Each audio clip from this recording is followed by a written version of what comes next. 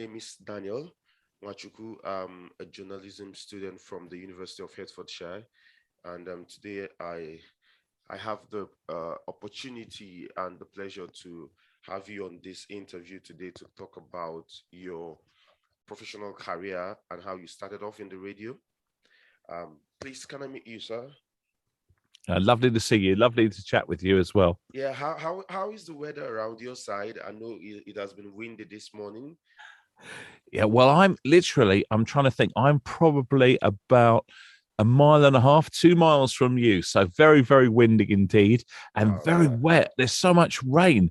I took my dog for a walk and it's like the ground cannot take any more rain at all. It's like a It's sponge that is too totally much. soaked up. Yeah. Yeah.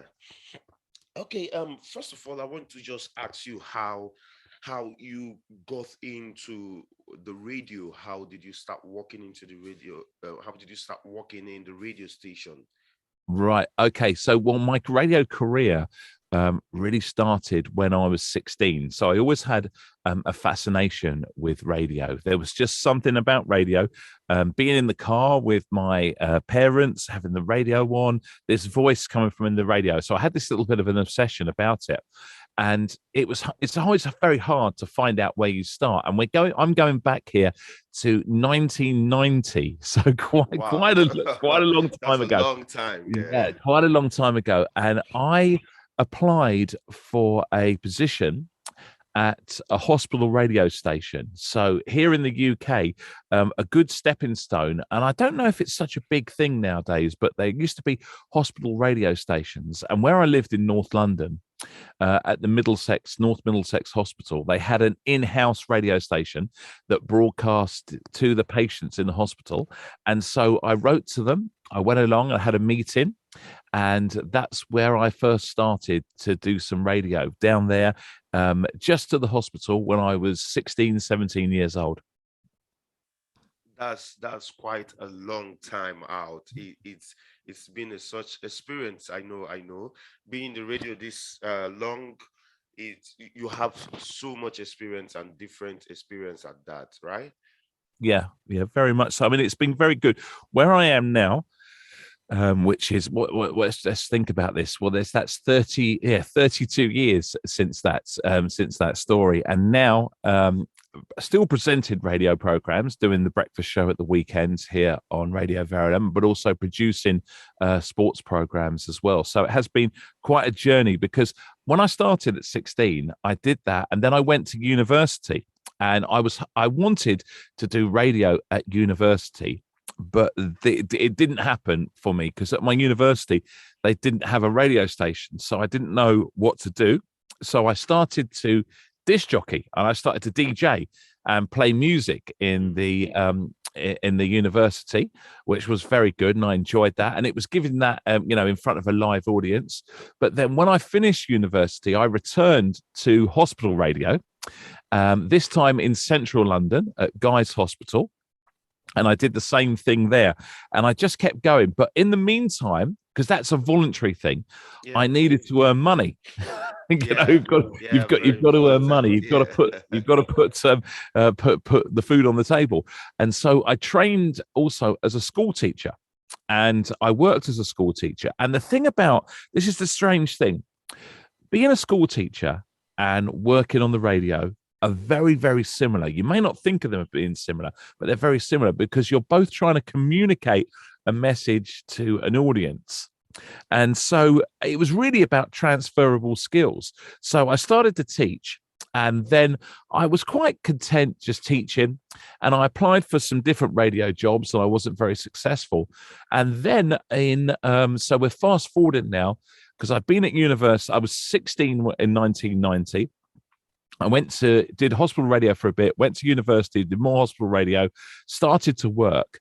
And then in 1998, I saw an advert for a job, a radio presenter for BFBS. Are you familiar with BFBS, Daniel? DFBS, I've not checked it out yet, but it No. sounds like it's a familiar name in the radio station house. Yeah, so it was. It's a very big broadcaster, and BFBS stands for British Forces Broadcasting Service. Oh, yeah.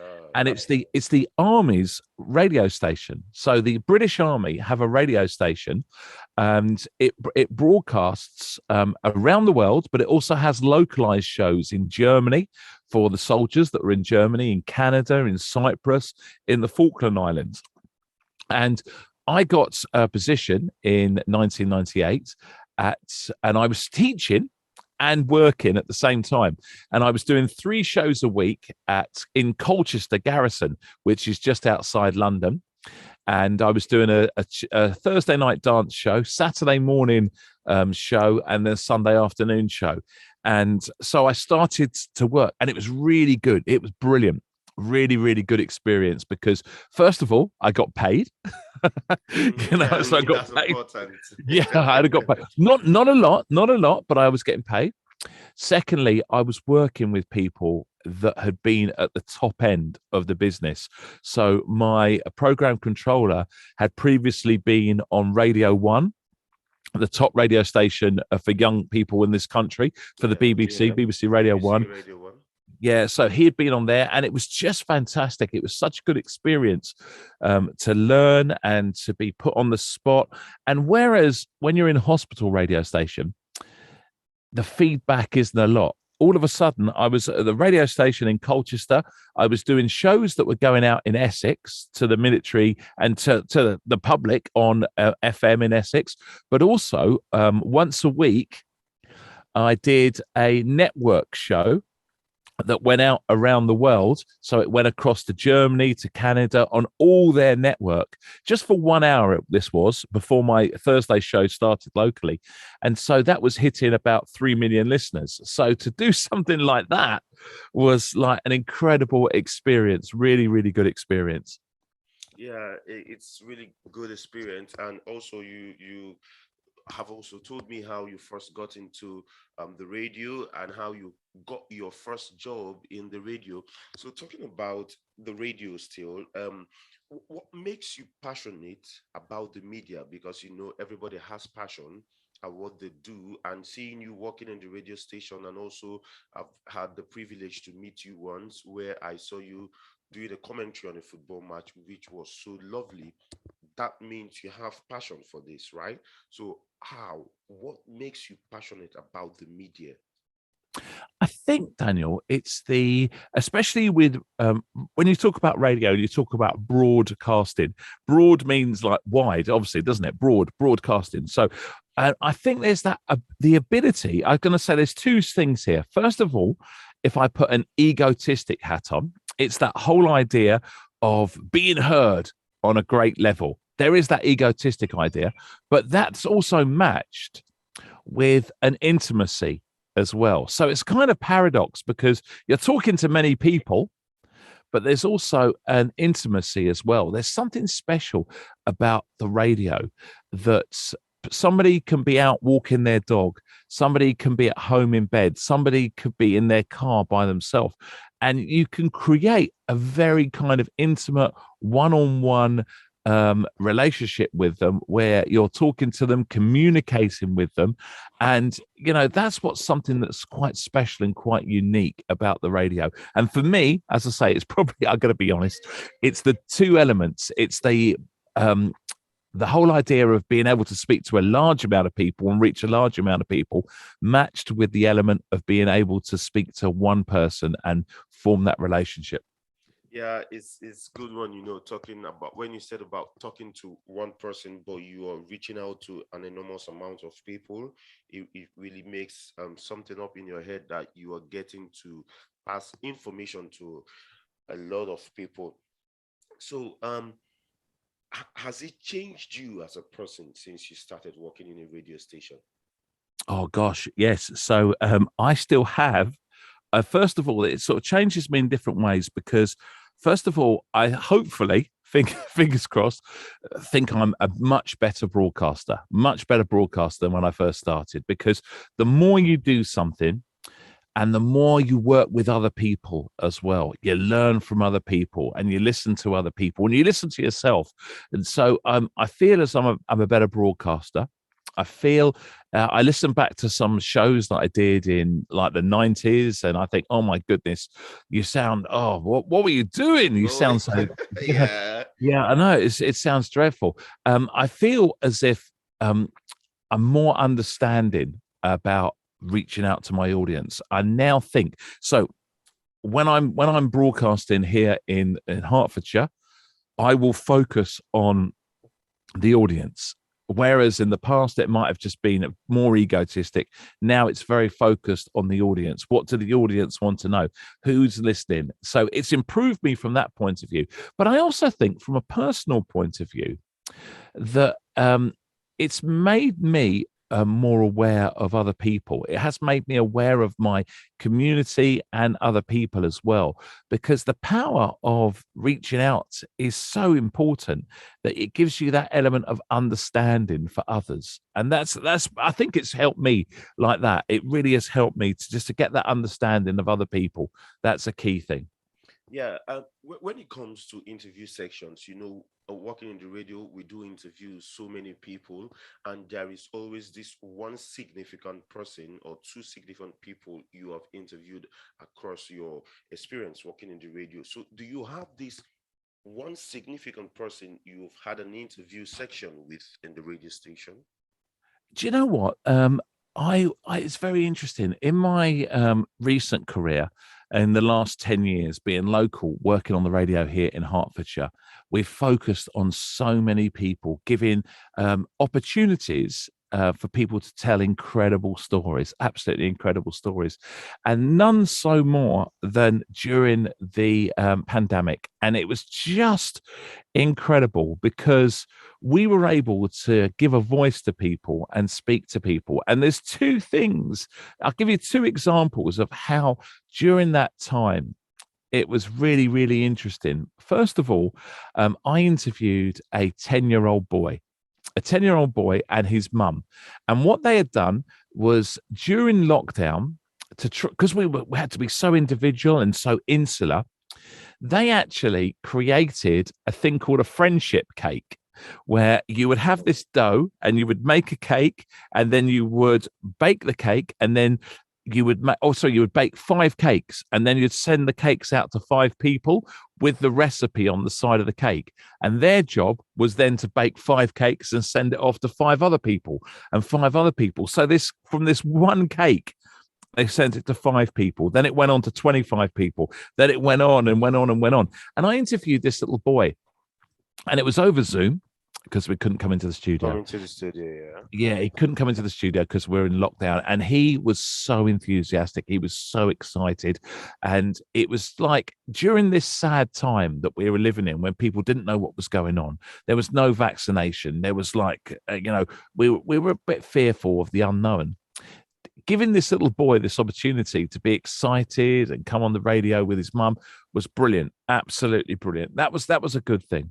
The other example I want to give is somebody who was actually a student at Hertfordshire University. And he came and did some work experience with me at Radio VERULAM. And he suffers from dyspraxia, and he suffers from Crohn's and colitis, and he had lots of hidden disabilities. And he's a guy called Jake Borat, and Jake and myself hit it off really well. And we've known each other now 10 years. Wow. And Jake comes onto my show every month, and he shares some creative writing, and he talks about hidden disabilities. And it's incredible because I met this guy, and he was so quiet, timid, and he was trying to get on with things. And every month we speak to him, and he's like he goes off and he does things for the BBC, and he comes back and still talks to me.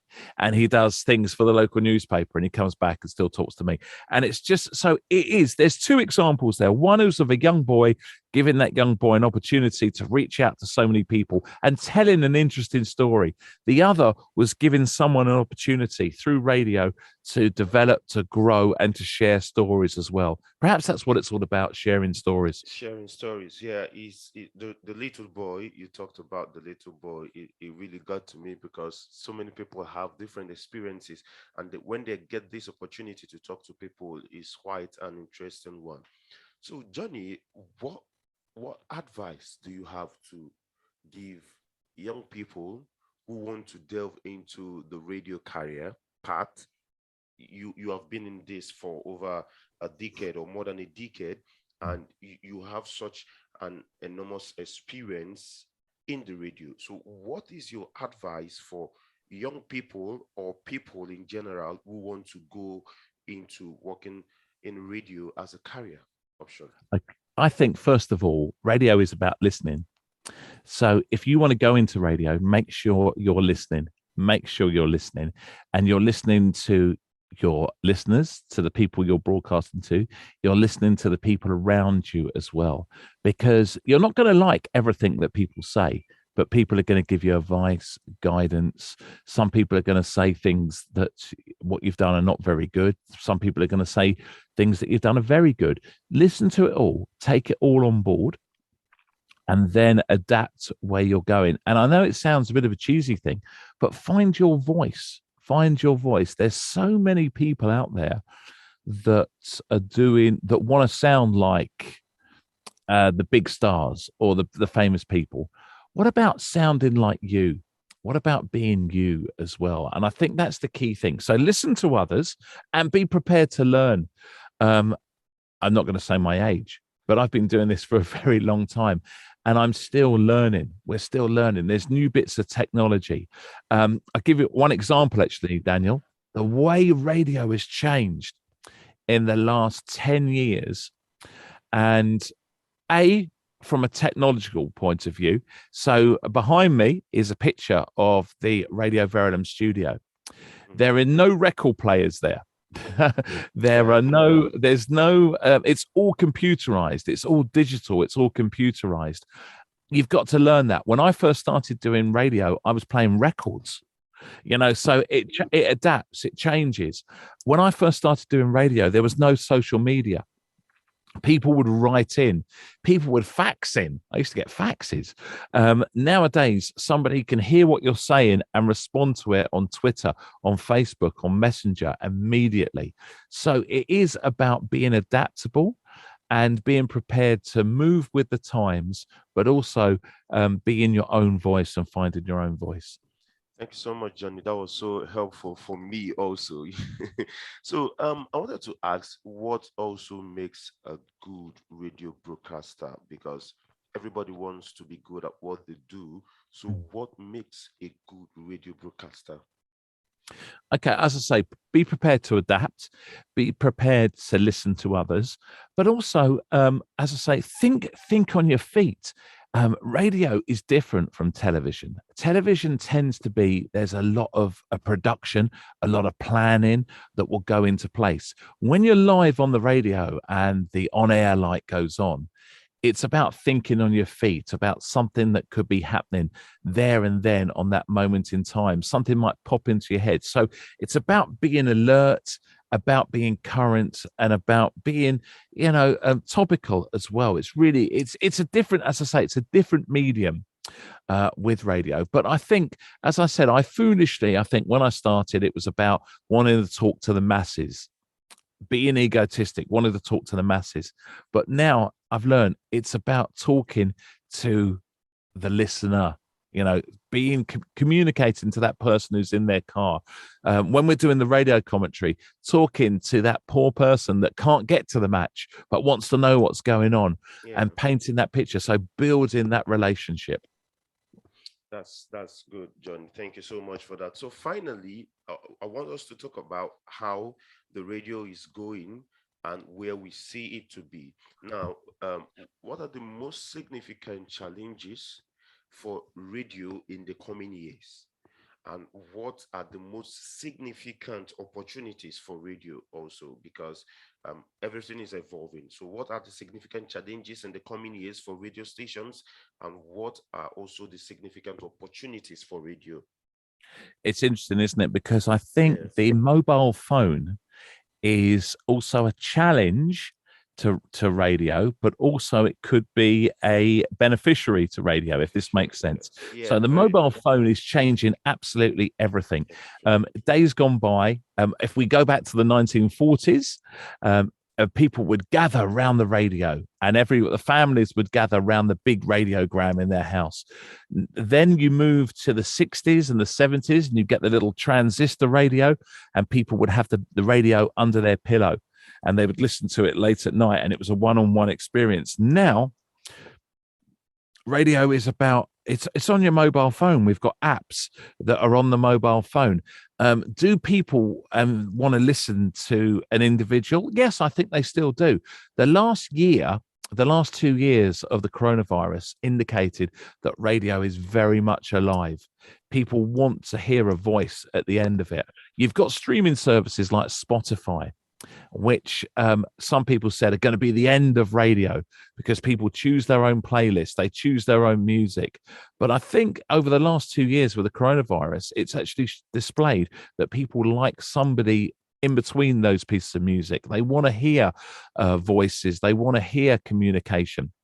I think podcasts are interesting, because very. podcasts, yeah, are very interesting, because people love a podcast. They love to hear someone communicating to them via a podcast. But the thing about podcasts, as soon as they're produced, they're history, aren't they? So, and there's some wonderful podcasts. I love a podcast myself, but as soon as it's there, the immediateness of what you've just produced has gone. And so radio still has a place, I think, because it brings that immediate response. Podcasts are brilliant. Spotify and streaming services are brilliant. But there's nothing better than knowing that you're listening to the radio and there's somebody down the end of the microphone talking to you at that moment in time, that makes it so exciting and live and intimate for the listener. So streaming services, podcasts can be seen, the mobile phone can be seen to be perhaps a hindrance to radio, but I think radio still holds its own for having that immediate effect on people. Wow. Thank you so much, Johnny. It has been quite an insightful interview section with you. If I didn't take anything here today, I'm going to take something about what the people who want to go into the radio and need to know. I've been in the radio for quite a while, but I've been learning for just a quite few times I've seen you. I can say I've been learning. I've listened to the Tuesday shows for like 3 times, and it's been an opportunity to get to know more new things, and this interview section with you was quite helpful. Thank you so much, Johnny, for staying with me today to have this interview section. I'm really grateful. Thank you. Thank you, Daniel, as well, and lovely to speak with you.